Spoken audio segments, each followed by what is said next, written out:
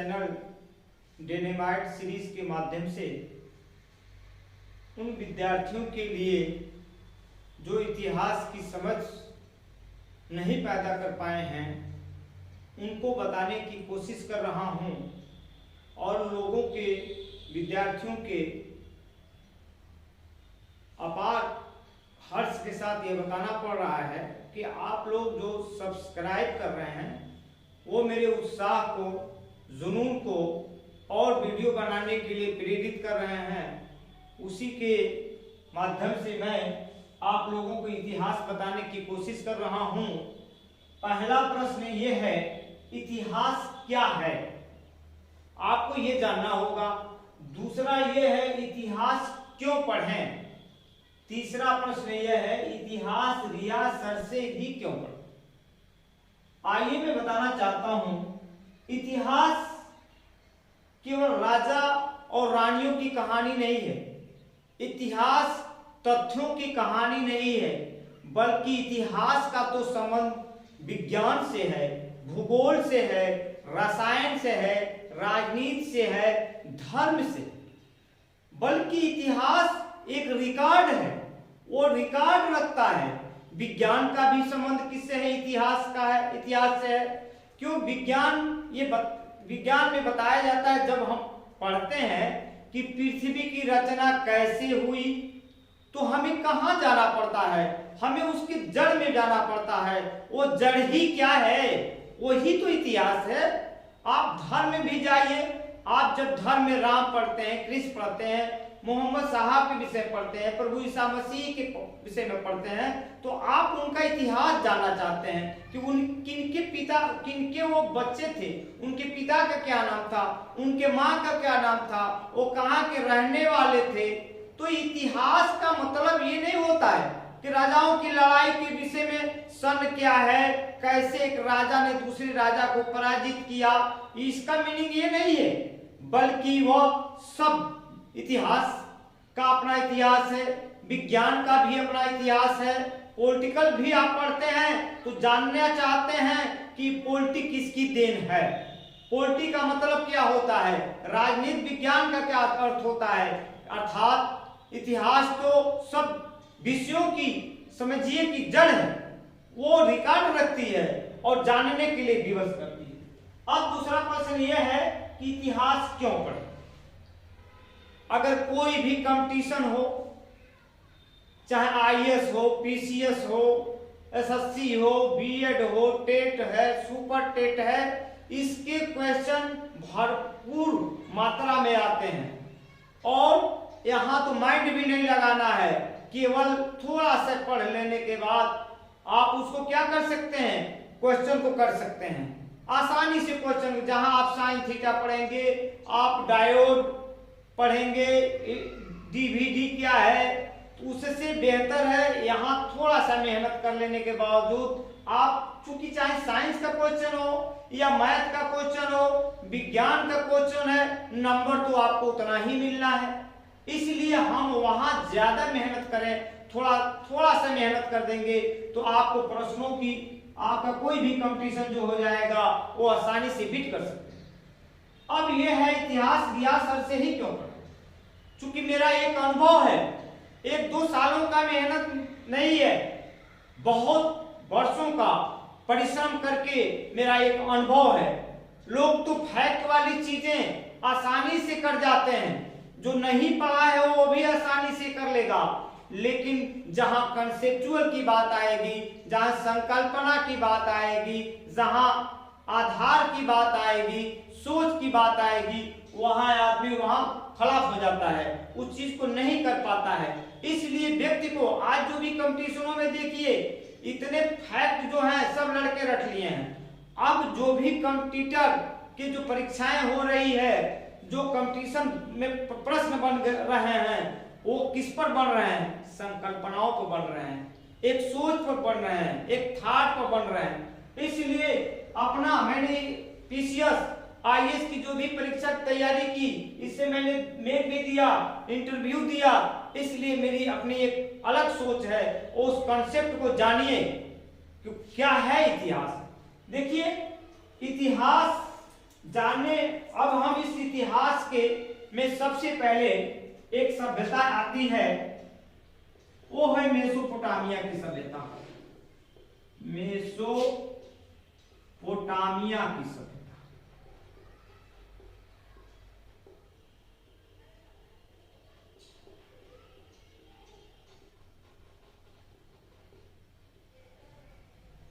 अभी मेसोपोटामिया की सभ्यता जो पनपी पल्लवित हुई, आगे बढ़ी, वो दजला एवं फरात,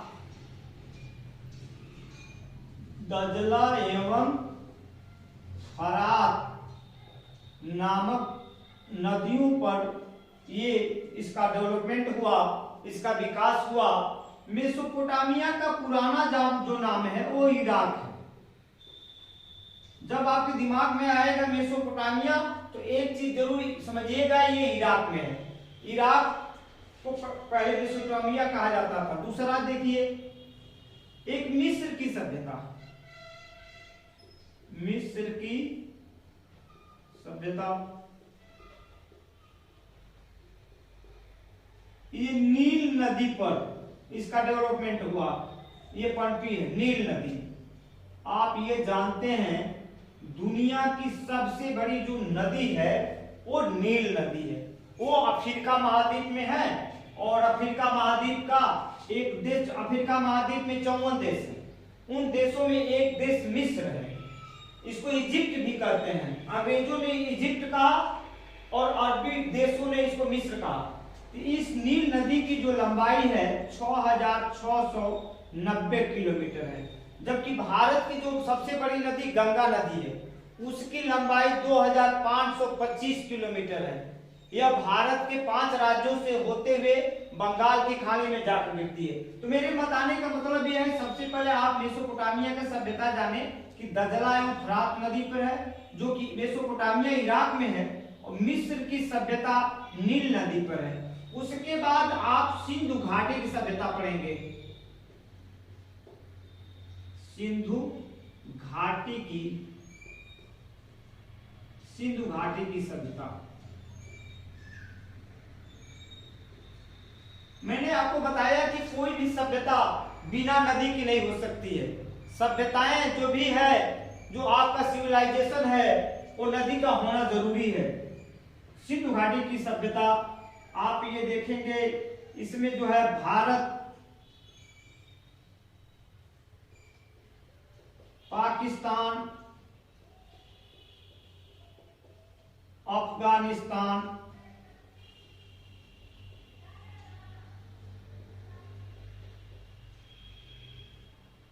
और नदियां इस सिंधु घाटी सभ्यता ही है। इसको कई नामों से जाना जाता है। और एक और सभ्यता आई है, चीन की सभ्यता, चीन की सभ्यता। ये आप देखेंगे हुआंगहो नदी पर इसकी है। अब मैं आपको सभ्यता जो बात आ रही है उसको मैं बताना चाहता हूं कि सभ्यता है क्या। आपको बस 2 सेकंड में सभ्यता बता रहा हूं। आप ये देखेंगे, सबसे पहले आप सभ्यता, संस्कृत और सभ्यता में अंतर कर लीजिए। संस्कृत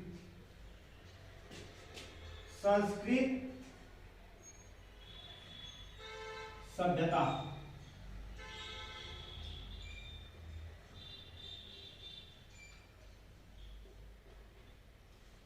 यदि हम ये कहें संस्कृत यदि प्राण है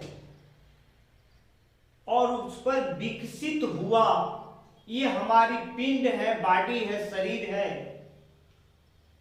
तो प्राण यदि संस्कृत है तो उस पर डेवलपमेंट हुआ, विकास हुआ, वृद्धि हुआ, यह शरीर है। फिर दूसरा अगर ये कहें यदि संस्कृत जड़ है, बीज है, तो उस पर विशाल जो वृक्ष का निर्माण हुआ है, वो आपकी सभ्यता है। यदि हम कंप्यूटर की भाषा में कहूं, यदि सॉफ्टवेयर आपका कल्चर है, संस्कृत है, तो हार्डवेयर जो क्या है आपकी सभ्यता है। इस तरह आपने ये समझने की कोशिश की, और हर देश का, हर एक समाज का एक संस्कृत होता है और उस पर जो है सभ्यताएं विकसित होती हैं। आज मैं इसी के टर्म पर सिंधु घाटी सभ्यता जो हमारे लिए बहुत ही महत्वपूर्ण है, उसके विषय में बताना चाहता हूं।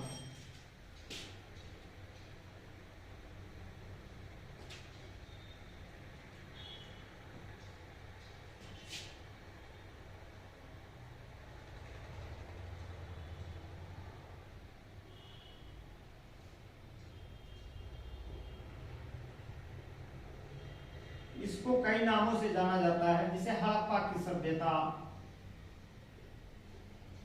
मोहनजोदड़ो की सभ्यता,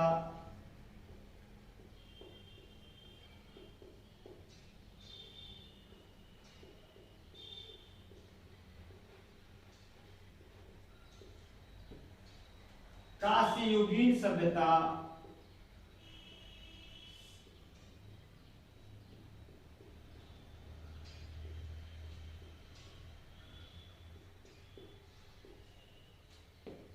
इस तरह आप देखेंगे कि सिंधु घाटी सभ्यता, हड़प्पा की सभ्यता, मोहनजोदड़ो की सभ्यता, काशी युगीन सभ्यता, हड़प्पा मोहनजोदड़ो की सभ्यता भी बोलता है ये, हड़प्पा मोहनजोदड़ो की सभ्यता भी बोलता है।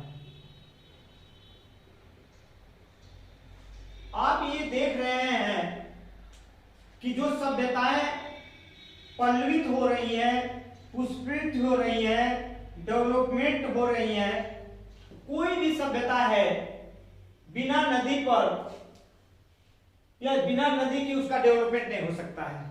सिंधु देखिए, सिंधु एक ऐसी नदी है जो तिब्बत से मानसरोवर झील से निकलती है, या पर्वत का आप जब नाम लेंगे तो कैलाश पर्वत से निकलती है और वह भारत में जम्मू कश्मीर में प्रवेश करती है। और जो भी सभ्यताएं हैं, आप ये जो भी सिंधु घाटी सभ्यता है और आगे बढ़ती है, इसमें आकर के झेलम है, चिनाब है, रावी है, ब्यास है, सतलज है, मिलती है और जाकर के आप देखेंगे कि ये अरब सागर में जाकर मिलती है।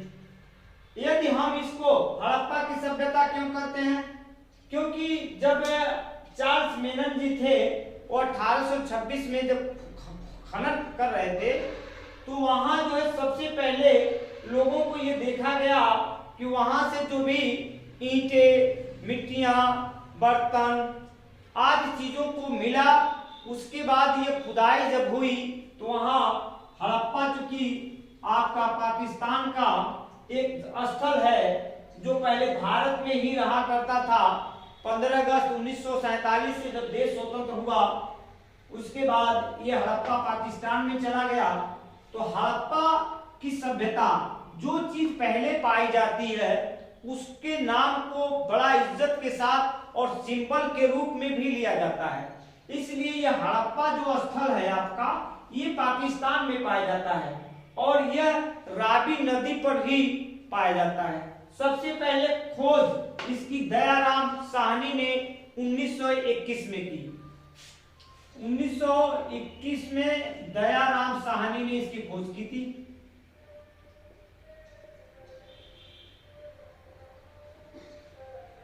उसके बाद मोहनजोदड़ो की सभ्यता होता है, इसकी खोज 1922 में राखल दास बनर्जी ने किया। राखल दास बनर्जी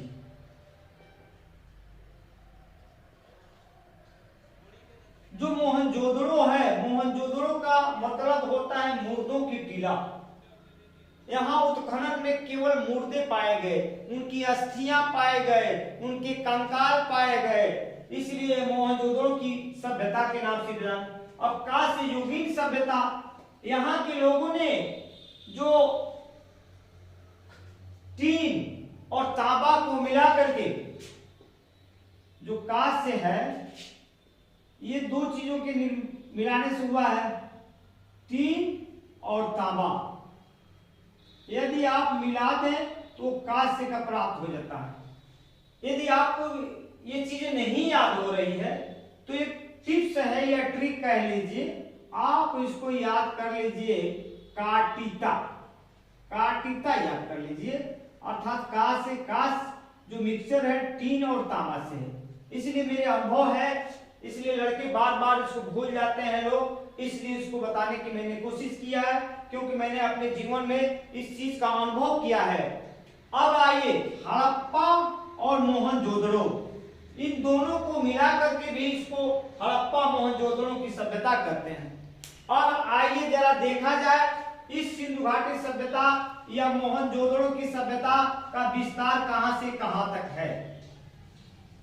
बिना नदियों के किसी भी चीज का, किसी भी सभ्यता का विस्तार नहीं हो सकता है। आपने देखा जैसे मिस्र की सभ्यता हो, मेसोपोटामिया की सभ्यता हो, चीन की सभ्यता हो, चाहे भारत की सभ्यता हो, सिंधु घाटी की सभ्यता हो, आप जरा इसकी बाउंड्री को बांधें। ये सबसे पहले आता है ना, इसका विस्तार कहां से कहां है। सबसे ऊपर आप देखेंगे जो स्थल है वो मांडा है। सबसे ऊपर आपका क्या है, मांडा है।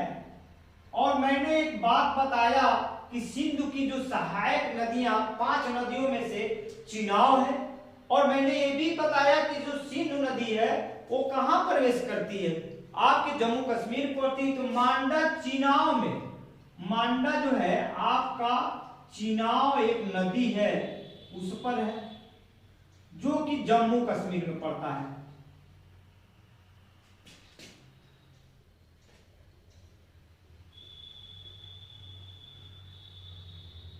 इसलिए सिंधु घाटी सभ्यता का जो उत्तरोत्तम बिंदु है, नॉर्थ ईस्ट पॉइंट है, वो आपका मांडा है। मांडा कहां पड़ता है, चिनाब में। आप उत्तर से सीधे नीचे आइए,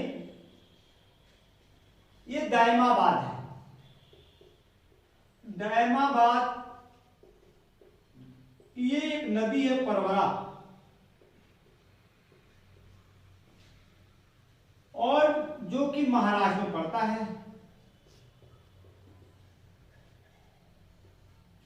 आइए हम आपको पश्चिमतम बिंदु दिखाएं। ये है एक बलूचिस्तान, या उस स्थान का हम बलूचिस्तान में है, बलूचिस्तान।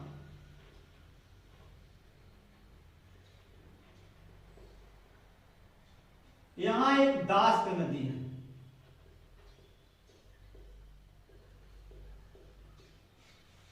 आइए इसके पूर्वोत्तर के भाग को, या आप कहेंगे एक स्थान है आलमगीर। आलमगीर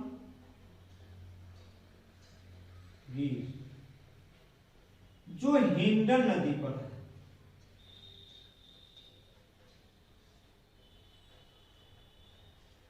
यह उत्तर प्रदेश के एक मेरठ जिला है, 75 जिलों में से मेरठ,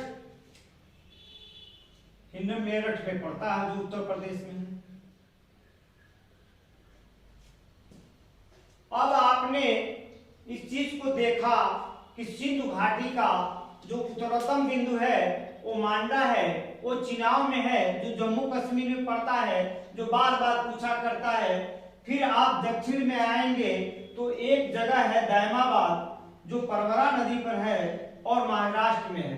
फिर आप पूर्वोत्तर में आएंगे तो एक आलमगीर जगह है जो हिंडन नदी पर है, मेरठ के उत्तर प्रदेश में है। पश्चिम में आएंगे तो बलूचिस्तान और दास्त नदी। अब इसके बाद आप देखेंगे इसका जो विस्तार है, मैंने तो इसको बाउंड्री के अंदर बांधने की कोशिश की।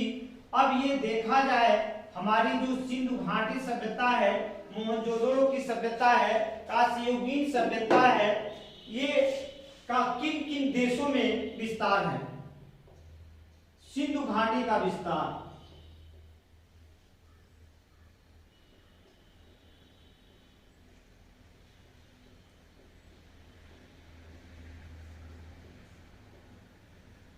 भारत में है, ये कहां कहां फैला है?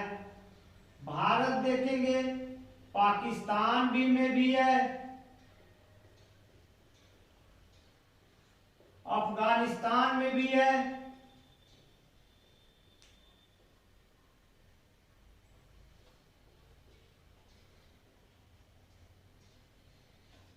अन्य देशों में भी इसका विस्तार है, लेकिन मेन रूप से आप देखेंगे भारत, पाकिस्तान, अफगानिस्तान में इसका विस्तार है।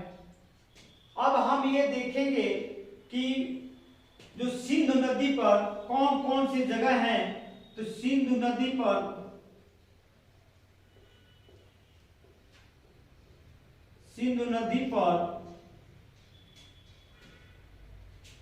सभ्यता के, सिंधु घाटी सभ्यता के स्थल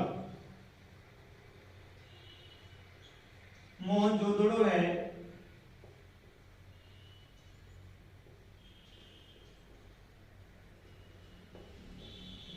पोर्टुगीजी है,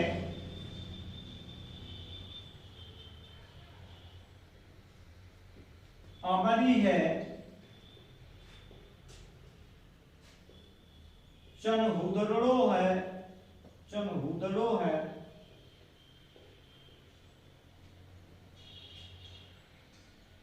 ये सिंधु नदी पर है।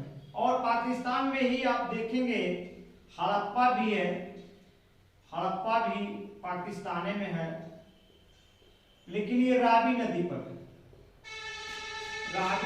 है। अब भारत में कौन कौन से स्थल हैं? भारत में पाए जाने वाले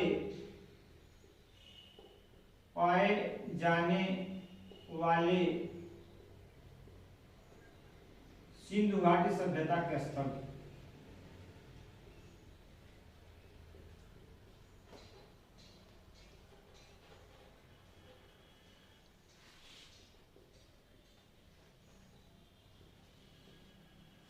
आप देखेंगे जो गुजरात की कच्छ खाड़ी है उसमें सूरत कोतरा है,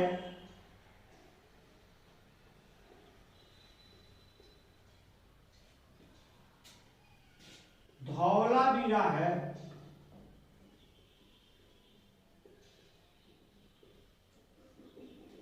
देसलपुर है,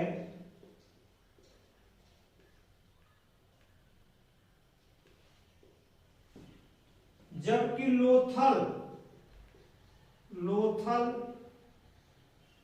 ये गुजरात में पाया जाता है, गुजरात में है। फिर बनावली है, ये हरियाणा में, भारत के हरियाणा राज्य में पाया जाता है। इस तरह मैं अपने वचनों के माध्यम से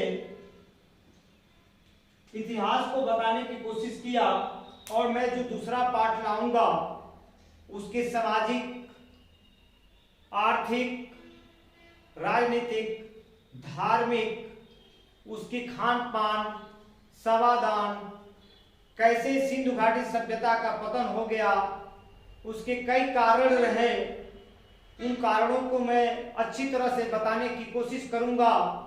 इसलिए जय हिंद, जय भारत। देखो 4 मिनट हो गए।